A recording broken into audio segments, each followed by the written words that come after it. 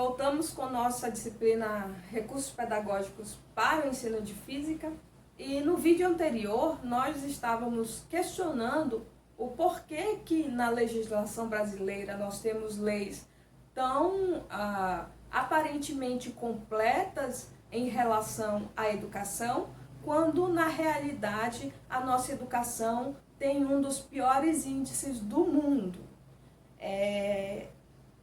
A gente questionou que essas políticas elas são feitas sem levar em consideração a realidade de cada comunidade, de cada escola, de cada estado, de cada região do Brasil.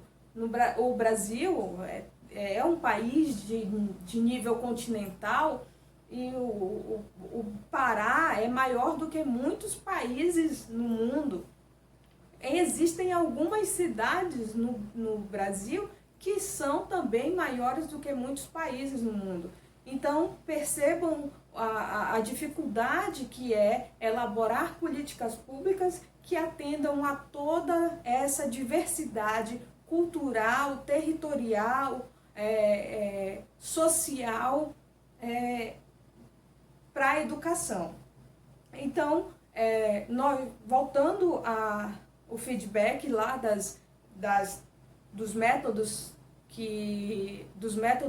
pedagógicos que foram aplicados ao longo da educação, ao longo da história da educação no Brasil, e percebeu-se que muitos desses métodos foram tentativas frustradas. Por quê?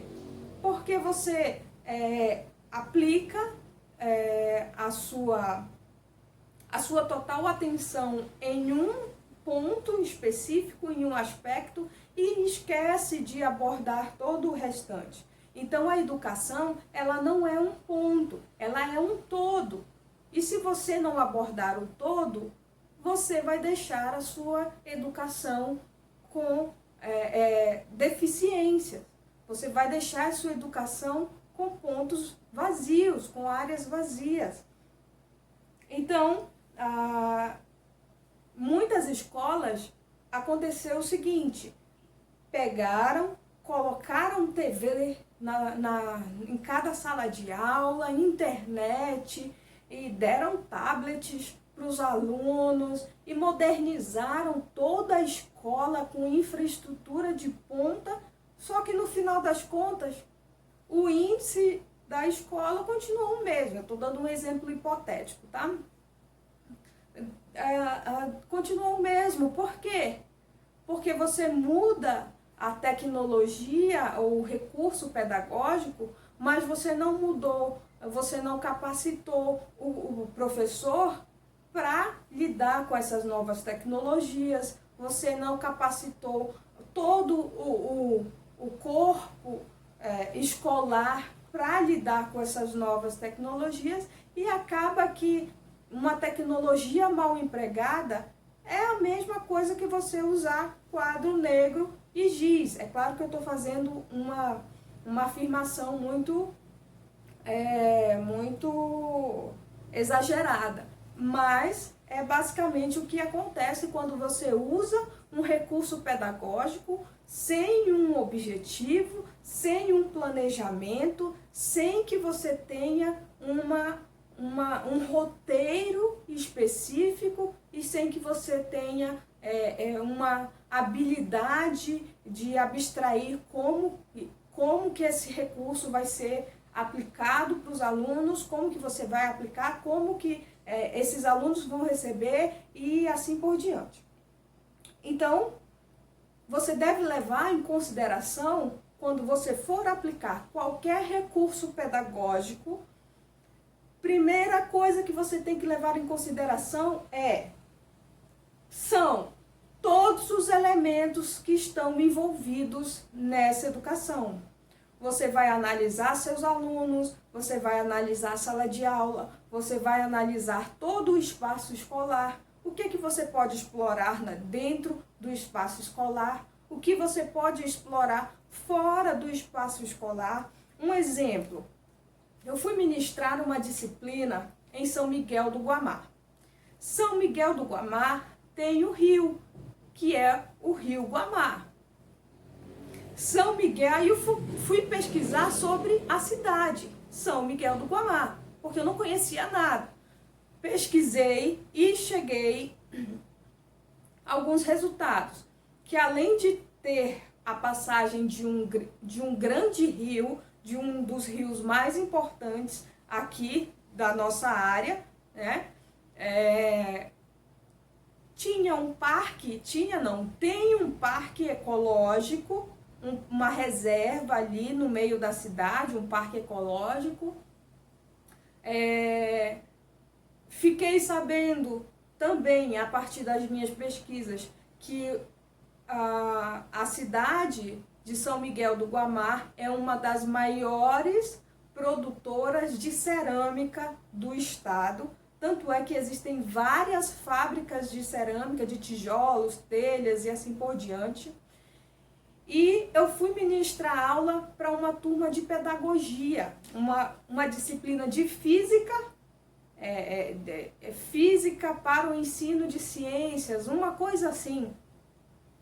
E eu fiquei, meu pai do céu, como eu vou ministrar essa aula para esses alunos? Porque uma turma de pedagogia, ela já tem uma certa aversão às ciências exatas, ditas exatas.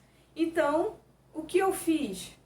Eu levei para ensinar termologia, eu fiz um ofício com todo o cuidado, com toda a precaução, com todo o controle de grupo. Eu montei vários grupos, elegi um para tomar conta de cada grupo. Então, eu tinha ali um controle de vários grupos, por mais que fossem adultos, ainda assim precisa ter um controle.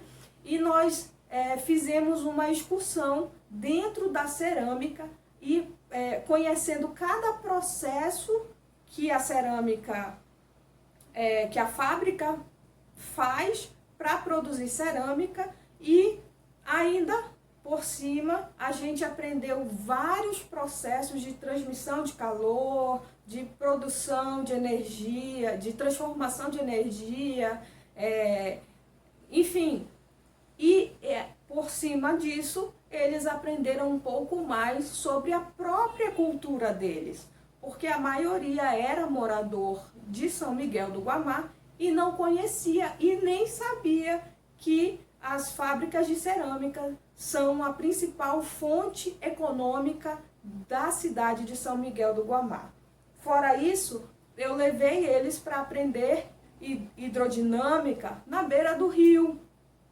Levei também essa turma para aprender física lá no Parque Ecológico, sobre as cores, sobre reflexão de luz. E lá no próprio parque tinha uma série tinha uma trilha sensitiva para alunos com baixa visão ou deficiência visual. Então, eu aproveitei tudo isso, ainda fiz a inclusão social ali, a inclusão desse público dentro da disciplina, e ficou algo muito interessante. Então, se você tiver a imaginação e não tiver medo de fazer algo diferente, você vai muito além e você consegue fazer com que a física seja algo muito agradável. Inclusive, há pouco tempo, eu encontrei uma aluna que foi dessa turma aqui na minha cidade, e ela disse com muito respeito, me tratou muito bem, com muito respeito, e disse: professora, eu nunca esqueci daquela disciplina.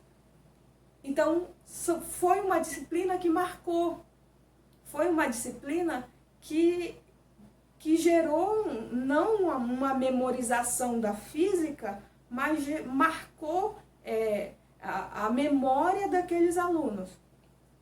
Então, existem várias possibilidades de recursos pedagógicos. Agora, você não pode utilizar ou subutilizar esses recursos que estão disponíveis. Você não pode pegar uma plataforma digital e fazer com que ela vire coisa chata, algo monótono, tanto quanto uma aula meramente expositiva. Então, sendo assim, qualquer coisa pode virar um recurso pedagógico, e a gente vai tratar um pouco mais disso no nosso próximo vídeo. Até lá!